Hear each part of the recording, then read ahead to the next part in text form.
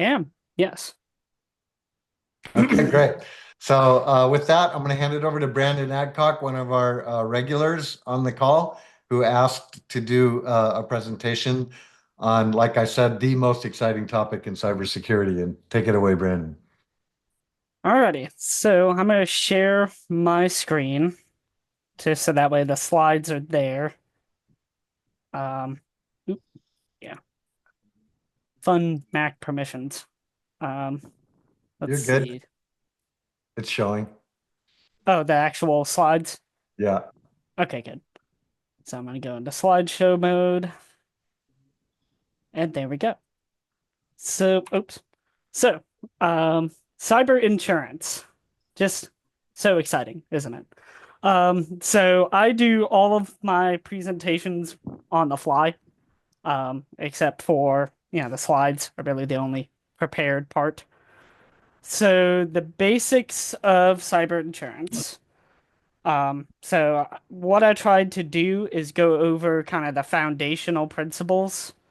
Um, and it's going to look a little bit like I'm kind of hopping from topic to topic, um, a little bit, but I wanted to cover all the major bases. So the, oops, there it is. So cyber insurance. The basic idea is anybody that's looking to get a cyber policy goes to an insurance broker, be a retail broker or some Hey other there. type of insurance broker, So, to you doing okay? buy a policy. No. Um, and the No, basic stop. process is, they'll fill out a bunch of lovely applications, like a cyber insurance application, maybe an RSA, which is a ransomware supplemental application, which has a series of questions of things like, hey, do you have EDR? Do you enforce MFA and all the things? Usually the terminology is MFA for remote access is the general terminology that we use, as far as the industry is concerned. And that's the basic process that kind of kicks off everything, from a cyber insurance perspective. It is a risk transference tool. So for people who don't want to pay out of pocket for lovely things like cyber insurance claims, they basically, oops, never mind. They basically to go through that process. That might include things like scans. So that's where I get to tee up the scan engine. So that's what I'm going to refer to it as for the purposes of this conversation is the scan engine. You may hear me use like very niche specific terminology, which I will clarify what that is. Everybody in the cyber insurance industry, more or less, has some form of a scan engine. Some people purchase it, some people build it from the ground up. In our case, we built it from the ground up. We did acquire a company. We acquired a company called Binary Edge, which we kind of fused into a pre-existing scan engine that sort of built out the infrastructure that we have today, which it is actually cloud-based. It's actually Lambda is what it is. So serverless architecture. Here's the basics. So it's essentially an ASM tool, so attack surface monitoring tool. Some of the things that it might look at, I probably clarify it a little bit later, but I'm just going to tee it up now. But the scan engine is going to look at domains. It's going to look at public IP addresses. It's going to look at things in your SPF record. And the optional fourth part is SSL certificates. So if your domain name is part of the common name in a bunch of SSL certificates, it may show up on your scan results. So you can kind of think of it as a lot like Shodan or Gray Noise Visualizer, or kind of somewhat analogous tools. It is a bit of a web crawler in the same way that like Googlebot is a web crawler. It does produce contingencies. So this is where I get to go on my long rant about contingencies, which is the same rant I give policyholders. Yay, fun. So, the contingency rant. Contingencies are essentially the same thing as subjectivities. Brokers call it subjectivities. We call it contingencies. Technically, it doesn't matter which term you use. Contingencies are stop signs. So a contingency is a stop sign. It is, hey, fix this, then get a policy. That's the cadence of contingencies. Contingencies affect various tech stacks, from anything from Microsoft Exchange being horrifically out of date to um, Sonic Wall VPNs, FortiGates. It runs a gambit. Actually, I do clarify some of the contingencies. I don't give you the entire list because if I gave you the entire list, it would be a big giant Excel spreadsheet, well over 40 pages long. So that's the basics of, kind of the scan engine, more or less. So this is kind of the beginnings of the deep dive, right? So we get a domain name, usually comes out of your application files. So like if you put in a cyber insurance traditional application, be it a Beasley application or some other major insurance brokerage firm app based application, or if you put in an RSA, a ransomware supplemental application, your domain name is going to be part of that. It's on the first page of that application. We parse that domain name out, place it into the scan queue, and more or less that's how it gets kicked off.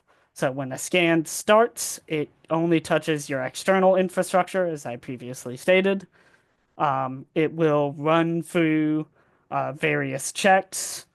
So things like, do you have an SPF record first off? Do you even have a DMARC record first off?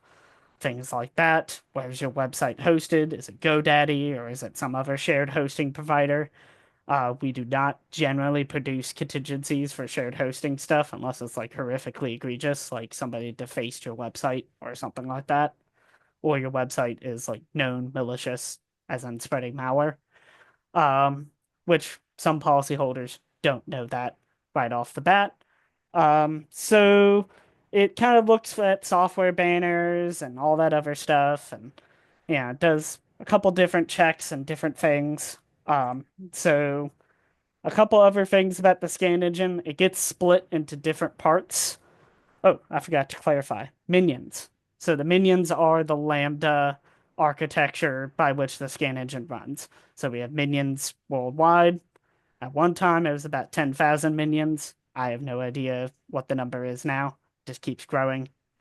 But 10,000 minions essentially means that no matter where you are located, if you are a policyholder in the UK, Australia, Germany, United States, Canada, etc., you will show up, um, with a scan from your specific region.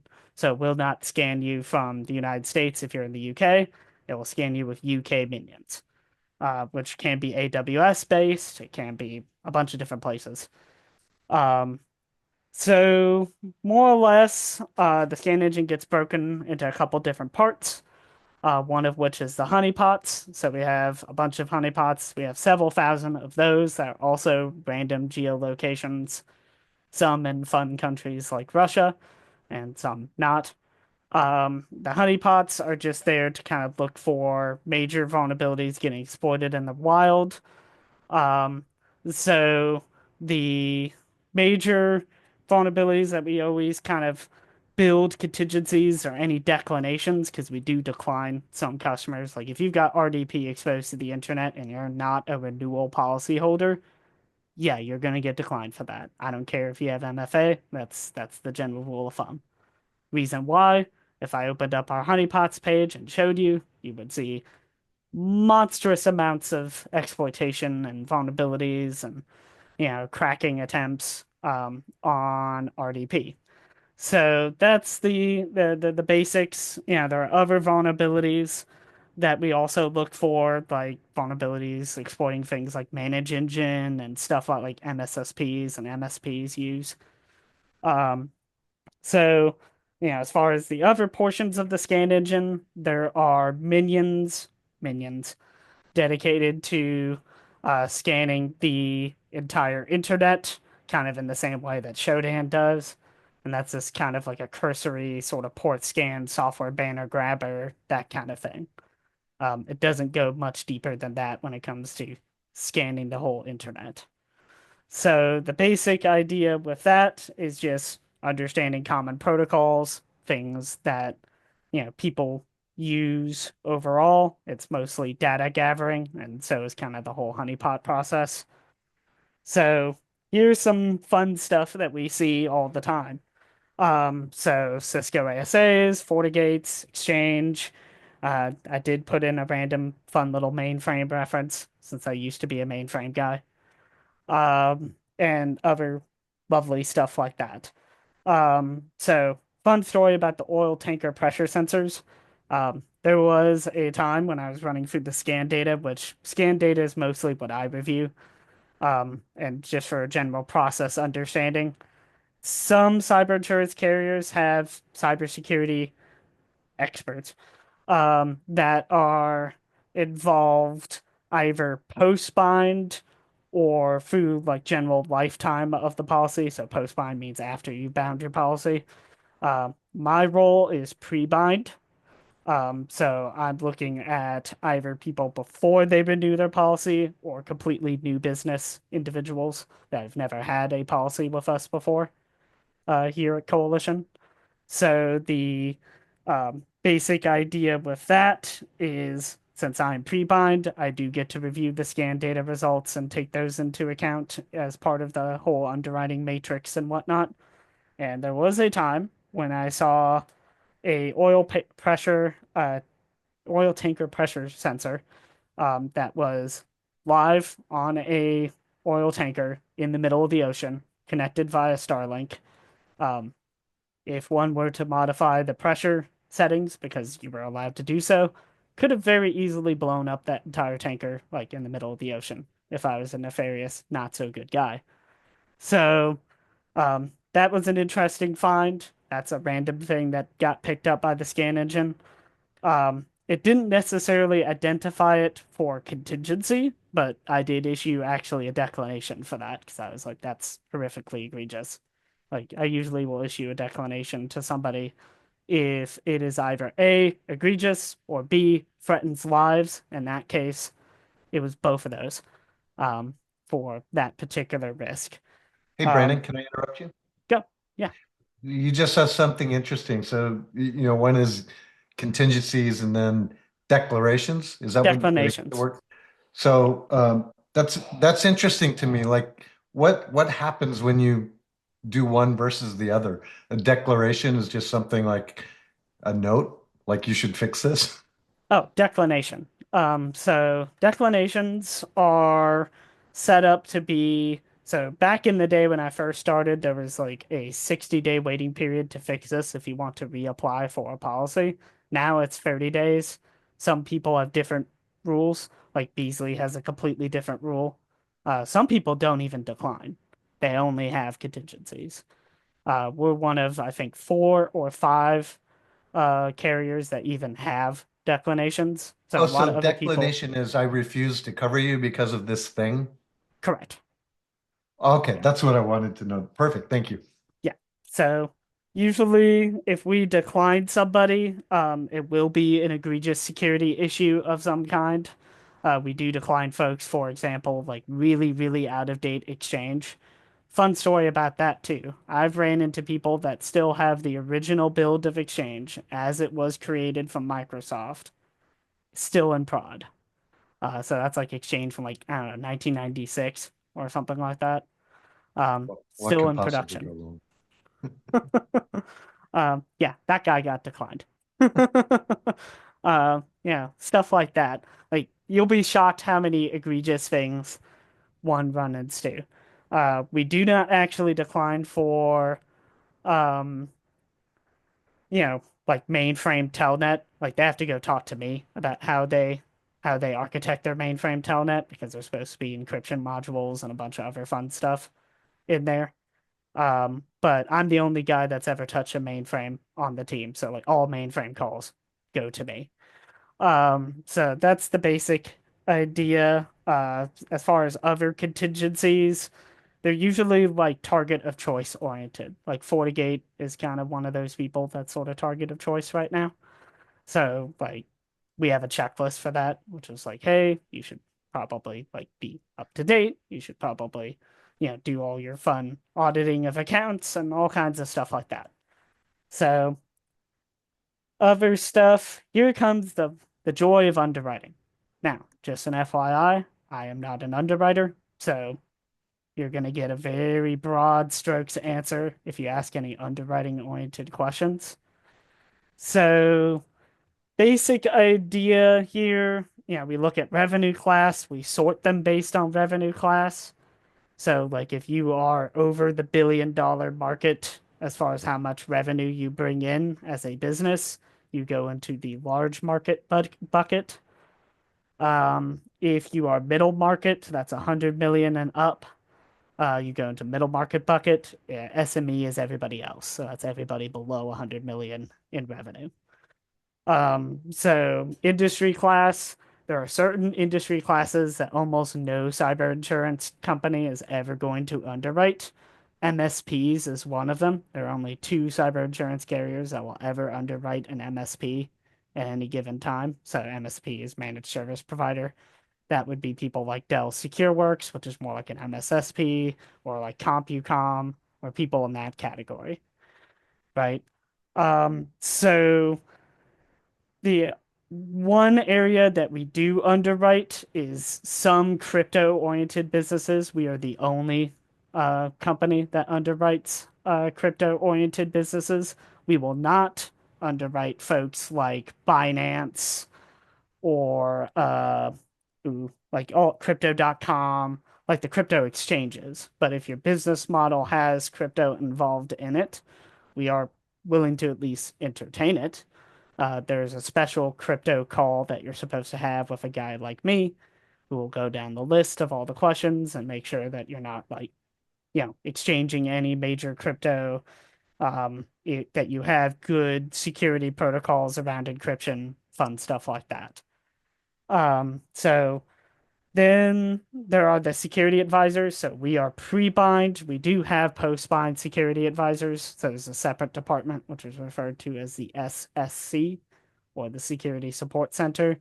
I'm on the security analysis side, so we're referred to as SA.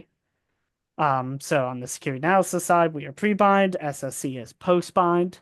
So SSC is if we find a security alert, we issue one for out-of-date exchange, let's say, and you're a customer that has that version of exchange running live.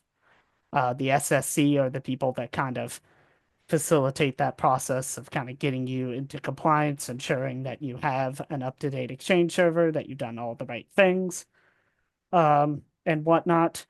And that all happens on a post-bind side. On the pre-bind side, I am basically a risk advisor towards the underwriting department. So that is production underwriters and risk engineers. So that gets split into two groups.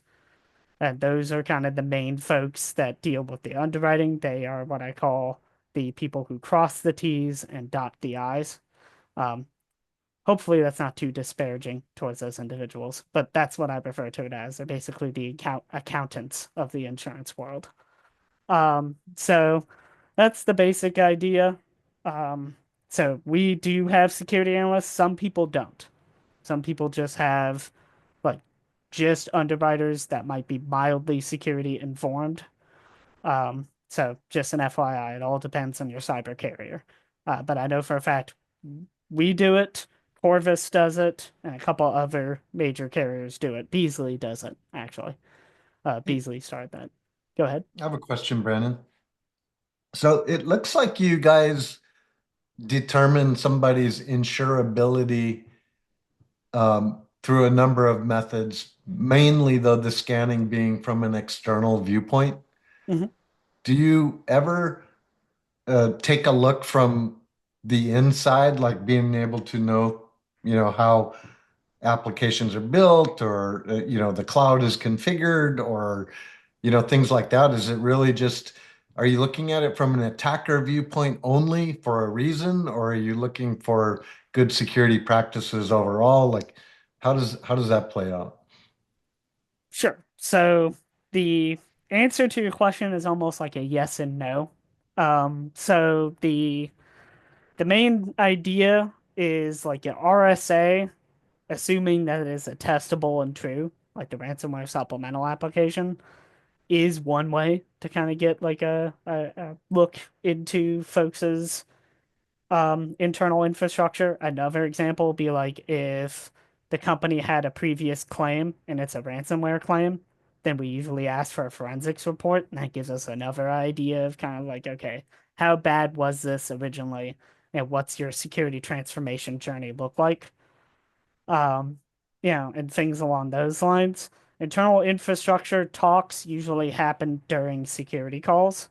So, like, if you have a contingency that you have a question about, if you're questioning a declination, if you have questions about the scan engine, or you just want to run like an architectural change by somebody, a security call gets scheduled through Coalition Incorporated's website, and then it goes to me or a bunch of other people. Yeah, there's about 13 or so people. I lose track all the time of how many we have, Nice. but yeah, there's about 13 or so people that take those security calls, and then they kind of do those types of architectural reviews. There is talk one day that cyber insurance carriers will, and it's kind of a liability nightmare, but moving scan engine closer to the internal side of things, it's probably something that people are going to end up paying for. There's going to be a bunch of legalese and liability fund that comes with that. But that's the basic idea of where it's Yeah. going to head at some point. I see a bunch of hands up, which is great because insurance is usually not a topic that raises hands a lot. So Jay, go for it. I was first anyway. Hey, Brendan. Mhm, Fantastic topic, and especially because I don't think too many people get like an insight into beyond the superficial, right? mhm, I'm actually due to speak to our underwriter, I think, in the next couple of weeks on the annual sort of mhm, refresh, and it's always fun to hear back from our teams, like, the transparency in describing what we're doing brought mhm, us more favorable terms, which is always nice. My question to you is, especially for this group of cloud people, I've heard from Google mhm, that they've worked with some underwriters and actually can prove that moving certain things to the cloud may actually reduce the risk and therefore lower your premiums. Have you mhm. seen similar things? Yes. Exchange is the biggest example, right? So like moving to O365, moving to Google Business, claims go down actually statistically less chance of claims. Let me rephrase it. A statistical less chance of claims if you move to Google Business for email, strangely enough. Actually, O365 has a slightly higher chance. Um, but things like that, getting rid of the mainframe, like good luck with that. But getting rid of the mainframe, that's another one. Getting rid of like say SharePoint, that's another one. The VPNs, that's a big one. That's a real big one. Because what that does is that moves your risk decile down. So like every underwriter generally operates under some kind of risk decile system. For us, it is 1 to 10. So 1 being fantastic, which almost nobody ever gets, and 10 being, my lord, set your network on fire. Um, yeah, and everything in between, right? Yeah. And from a risk decile perspective, the some of the things like exchange, VPNs, like really kind of managing and heading towards like a zero trust kind of structure. Like we actually have our own pricing metric for zero trust that is completely separate from folks that are tooled into the traditional network architectures. Cool. Awesome. Matt, I see your hand up. Yeah, and this might be hard to quantify as risk, so Mhm. you might not do it, but I'm wondering is more of like the internal and people side of cybersecurity and how you assess risk on that, like insider threats, and the like. So we are seeing an uptick in insider threat oriented claims. They don't beat out currently business email compromise, which just took the number 1 spot this year, and ransomware, which is the number 2. So it's not in the top three, but it is like probably in the top 20 or so of potential claims. So the way we do some people management, like we are getting into that space, and some, cyber insurance companies or MGAs are following us in that space. I could tell you what an MGA is, but that's like a 4 hour conversation. But the basic idea is, we're heading in that direction as far as at least we're pushing security awareness training. So that's one people oriented thing that we're doing. Like we're really pushing that super heavily. So that's one thing. Insider threat, like we're starting to push towards getting policyholders on like a user behavior analytics orientation, like heading in that direction so that they can at least track what people are doing and kind of where they're heading in the network at any given time. We're starting to push in that direction, and we do actually move the risk decile down a little bit for folks that do, like, say, Splunk user behavior analytics or whatever the tool of choice happens to be. So like we are getting there, but it's a slow push. Like first, we're probably going to move the scan engine closer to the internal network before we start tackling like insider threat, would be my guess. Awesome. Thank you. No Paul, problem. I see your hand up. Hey, Brandon, two questions.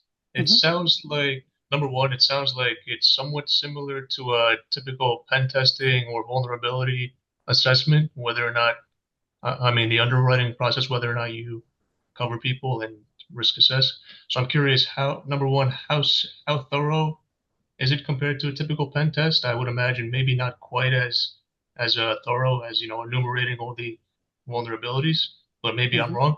And my second question after that is I'm curious, like after an incident occurs, similar to maybe like comparing cyber insurance to car insurance, Hmm. maybe you can speak on what happens afterwards. Like, is there a payout from the insurance company or something like that? You opened the can of worms that is claims. Yeah, I'm gonna save that one for last because that's a Okay. long, meandering conversation. Yeah, that's a longer question for sure. Uh, so as far as pen test is concerned, so basically anything that's got a CVE is probably going to show up somewhere in the scan results. The more egregious CVEs obviously show up near the top. So as far as vulnerability like enumeration, we do that. We don't necessarily try to break into it. So that's one of the things we get accused of a lot from a scam perspective is like, oh, you broke into my my F5 load balancer or what have you. It's like, no, no, we didn't. We just saw that a certain URL that is commonly known with a vulnerability is out there, and you probably should make sure you're not vulnerable to that, for example. So it has a tendency to like crawl URIs, universal resource indicators, as part of the URL. And some URIs are associated with certain vulnerabilities, and that we do look at. We do call out CVEs. Sometimes the scan engine isn't pitch perfect as far as like software banners, so we may base this, a vulnerability decision based on a software banner. Like for example, if you have your software banner set up in a certain way, we might see like what FortiOS you're running on your FortiGate, which is the firmware version on your FortiGate. Um, so things like that. So we do look at those things. It's not a super detailed pen test. There is a talk about heading towards that kind of posture and like hiring pen testers and actually like doing pen tests on our customers as like part of coalition's more MDR, managed detection and response derivatives and whatnot within the business. So like there is kind of a direction to head there. Um, as far as claims, so this is a fun one. It goes a very long, meandering tirade. Um, I apologize in advance. This is going to be very lengthy. So, as far as claims, here's basically what happens.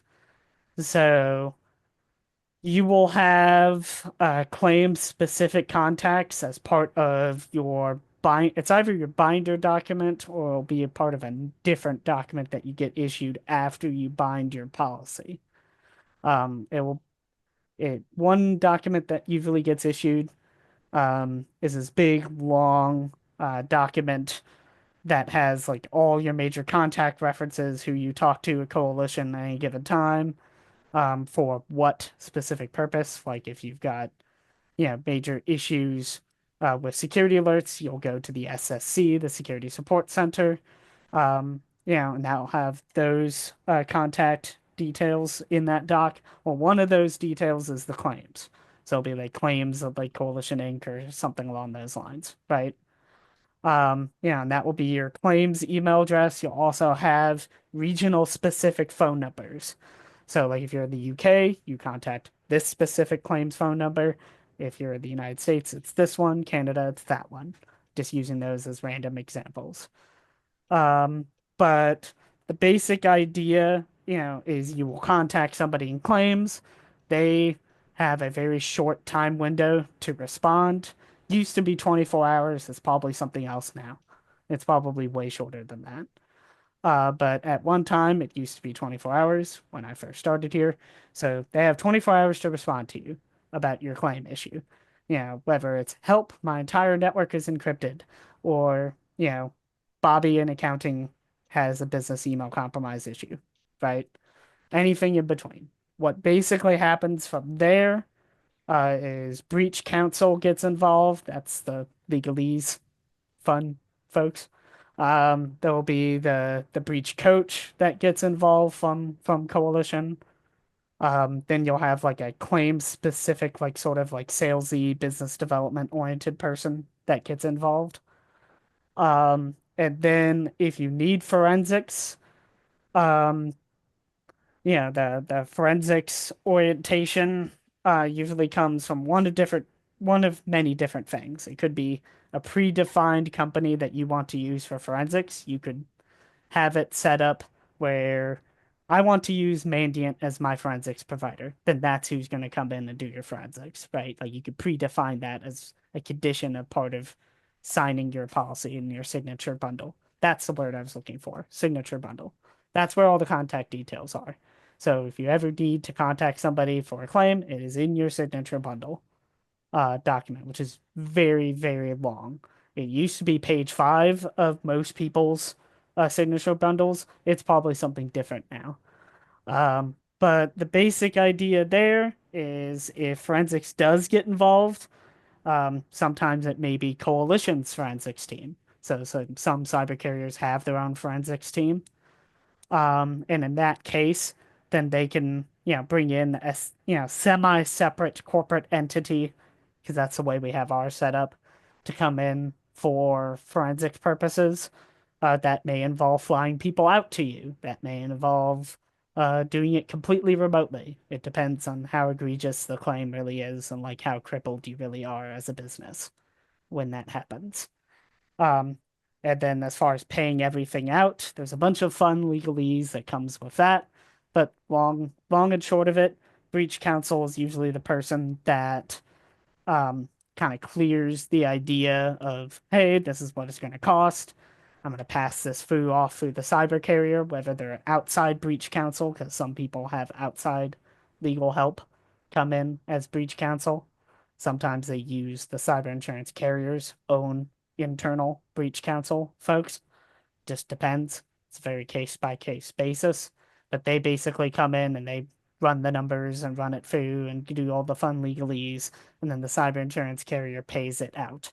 So all cyber insurance carriers have what I'm going to refer to as a slush fund, which is where all claims get paid out from, is from that slush fund.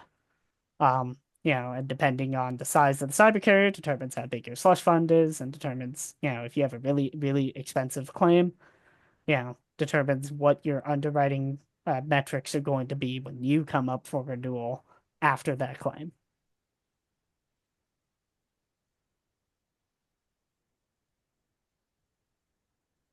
I Anything wasn't else? listening. Can you repeat all that? Oh, well, listen to the Double. recording. Listen to the... No, I'm just kidding. Yeah, good. Thanks for the Yeah. answer. I have a question, Brandon. Yeah. So let's say you have a breach and it's a fairly, significant breach. It makes the news, and now you're talking to your insurer Mhm. about the incident, and you go through the whole process. What Mhm. is the timeline between the incident and some kind of payout? Oh, that's a case by case basis. So depending on if we're dealing with something where we may have to get media folks involved to like kind of do the spin doctoring of, what shows up on CNN.com. That's part of it. It's the complexity of the claim. If it's a simple business email compromise, your payout could be as fast as like within a week of the claim, right? Oh, Or wow.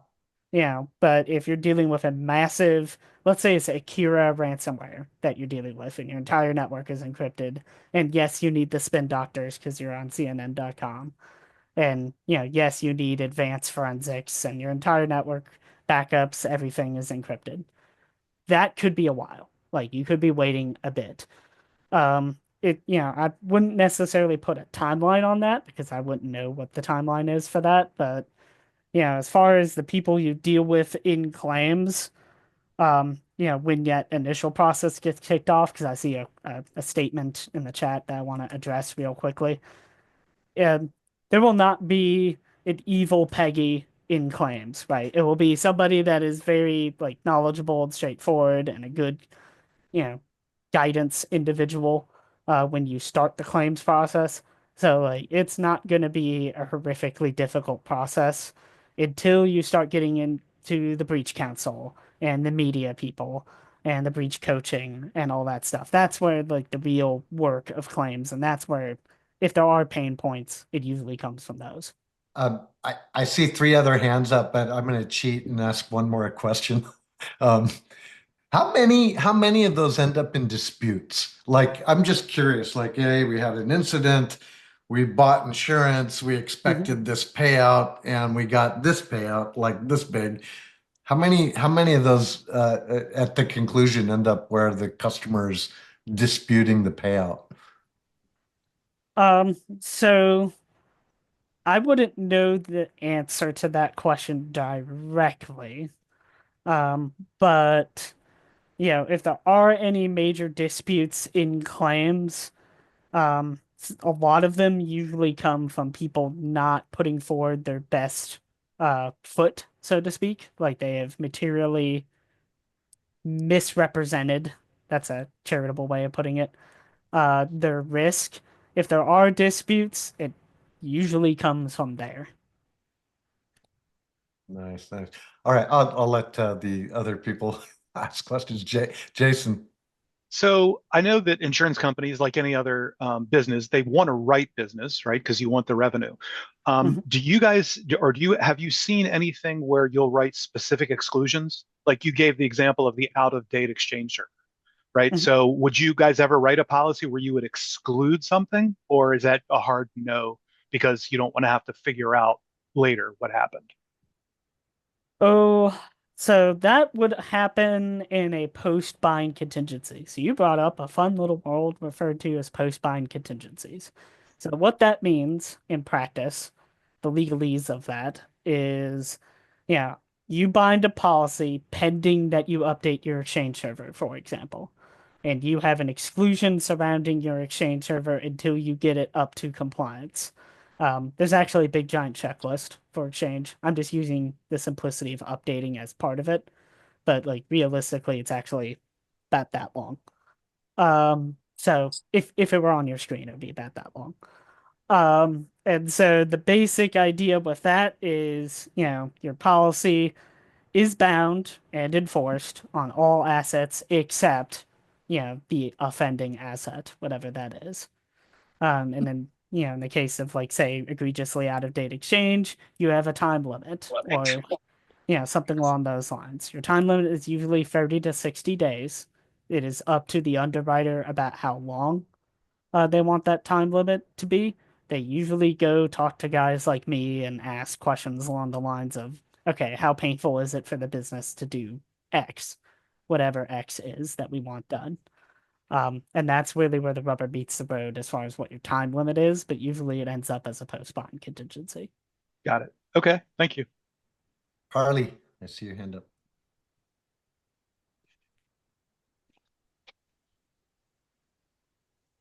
Carly, are you there? Having mic issues. We'll go to Kimberly and come back to Carly. Hi, so I dropped off for a few minutes and I'm back. So you might have covered this. I apologize if you did, but you would think that with all of the scanning that you're doing, kind of this pre-work, that you would actually leave people in a better posture situation than they started. Do you have any stats on, the general population gets breached X amount of time, but if we go through this and you have cybersecurity insurance, it's, half the time or a quarter of the amount of time, or do you have any kind of thoughts on that? Sure. So I'll use RDP as an example, right? Because that's a classic, example. So if you have RDP and you have no cyber insurance and you have no MFA on your RDP, you're a really, really bad boy, in other words, right? Um, the statistical chance of a claim is basically 3 to 6 times more likely on average. With a cyber policy that does have stringent controls on RDP, because some people actually will just write RDP businesses. Like there are cyber carriers that just don't care, right? Um, whose names I'm not going to name for fear of reprisal.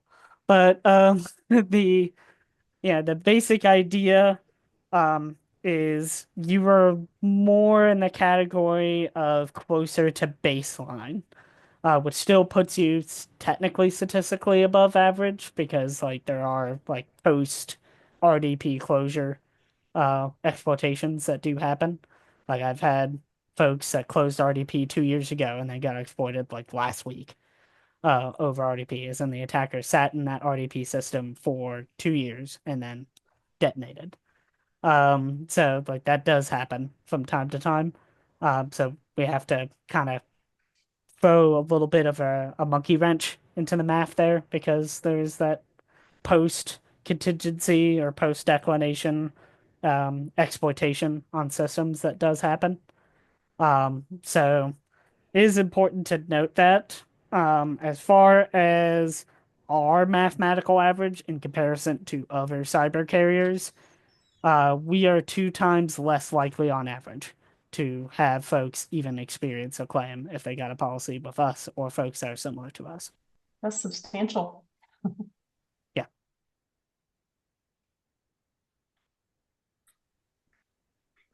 Right. That's Any other actually an questions amazing before I start metric. speed running?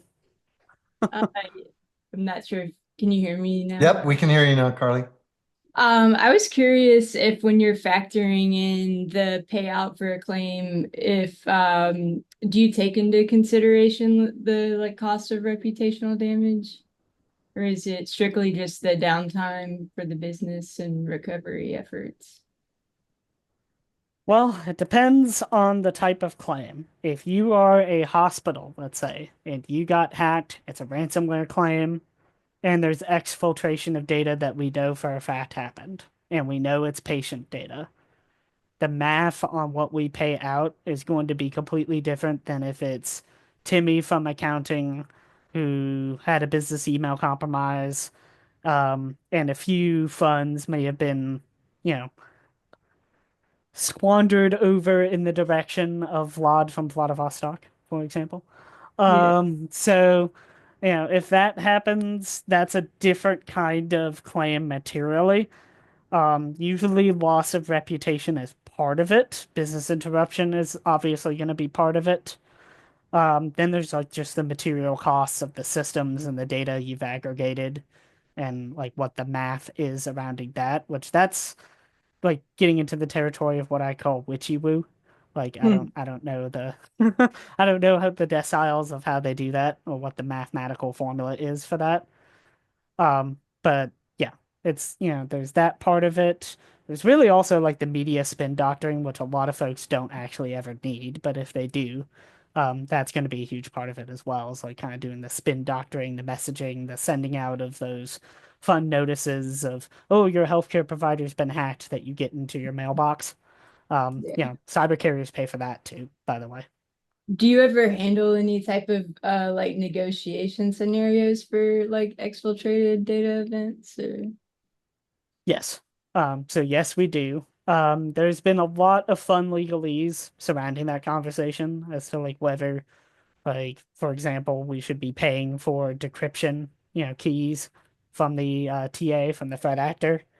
And there's a lot of really interesting kind of mathematical formulas about like how that gets done and like whether we do that, and then also like just foreign policy implications of that. Like, hey, if I'm negotiating from with Kim in North Korea, for example, like that there's some fun legalese about like how you deal with that problem.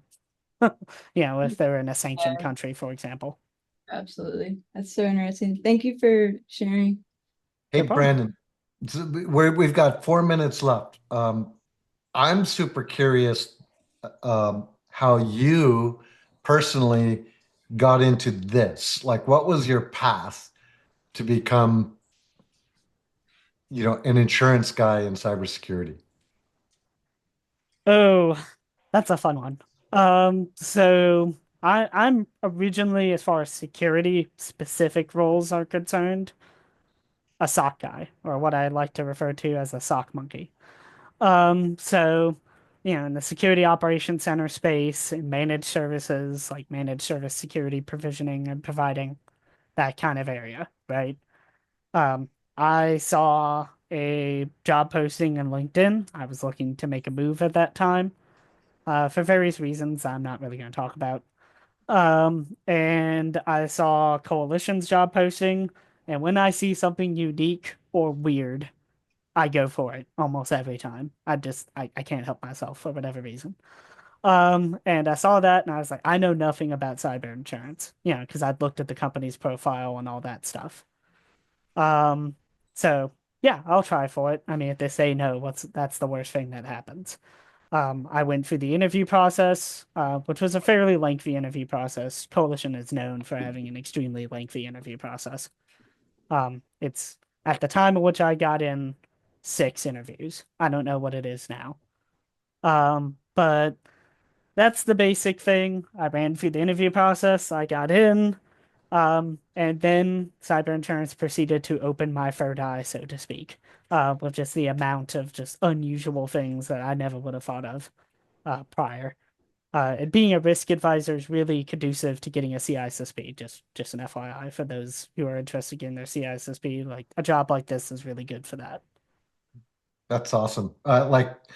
First of all, I want to thank you so much for presenting on this topic specifically because it is one of those topics it's hard to wrap your head around, no matter how much you're in cybersecurity, because insurance is so different. But thank you so much. Um, Mhm. Anybody else have questions for Brandon I'm before just going we? to echo that. I think this came out about as a result of Brandon saying he worked in cyber insurance and me going, "You've got to present one day." Um, I really appreciate this. Like this was a great talk, and I feel like I know more at the end of the day than I knew at the beginning of the day. Mhm. Me too. Yeah. Thank you. Awesome. And this is just a great example of one of the people on the call reaching out and saying, hey, I've got a topic I want to present. And of course, encouraged by Neil, but actually doing it and scheduling it and getting it done. I just want to say thank you again. No problem. So just gonna run through the last slides. This is our fun marketing sheet that they made me put on here. You can edit that out, by the way, that last part. Um, but yeah, that's the fun marketing sheet of all the fun, lovely things that we do. Including MDR, including all that kind of stuff. Yeah, fun little 24/7 support, which you kind of need when you have a claim. All that kind of lovely joy. The customized alerts. So I didn't really get too deep into that, but I'm just going to do like a 5-second high level overview of security alerts. So a lot of cyber carriers are getting into the space now where they have like a sort of self-service portal that gives people some semi-direct access to the scan engine. For us, it is a product called Coalition Control, which is out there on the free internet. You can actually sign up for an account, but you would get light access if you did sign up for an account, just an FYI, if you're interested in doing that. Yeah, and Coalition Control gives you some access to the scan engine. You don't get the same scan reports that I get. Mine are big, giant, ugly XML documents that I have to look at. You get a much prettier version on Coalition Control. And it's kind of like your one-stop shop for kind of understanding what the cyber carrier sees as a material risk to your environment, understanding like which business partnerships we have, what kind of services you could buy through those business partnerships if you want good pricing on Sentinel-1 or great pricing on CrowdStrike, or whatever it is. I don't know where you buy CrowdStrike these days, given some of the issues. You can edit that out also. Uh, but see, I knew I was going to get some zingers in here, at least like 2 or 3 good ones, that are worth, editing out. Um, so the basic idea there, you could buy all those partnerships for like, say, security awareness training, all kinds of fun stuff. Also, you get security alerts, which comes from Coalition Control. So it gets emailed into your inbox saying, hey, you've got horrifically out of date exchange, or your FortiGate is subject to a new may be subject. Sorry, I have to clarify my statement. May be subject to a new FortiGate vulnerability or Fortinet vulnerability, or what have you. So those end up in folks' inboxes. And that's where you usually deal with the security support center because they're the people that basically run that product. Like I don't even touch really Coalition Control that much, except for once in a blue moon. But there you go. Also, thank you. Thank you for letting me present. It was a pleasure. Thank you. Thank you so much. And with that, we are past the top of the hour, and like usual, people are free to stay and talk if they want, but we'll see y'all again next week. I still see faces I've never said hello to or introduced on the call, so maybe next week people will be a little braver and say hello at the beginning of the call, but until then, we'll see you next week. Thanks, Sean. Thanks, Brandon. Have a good Thanks, weekend. Brandon. See you, Richard. No problem. Bye. Thanks, guys.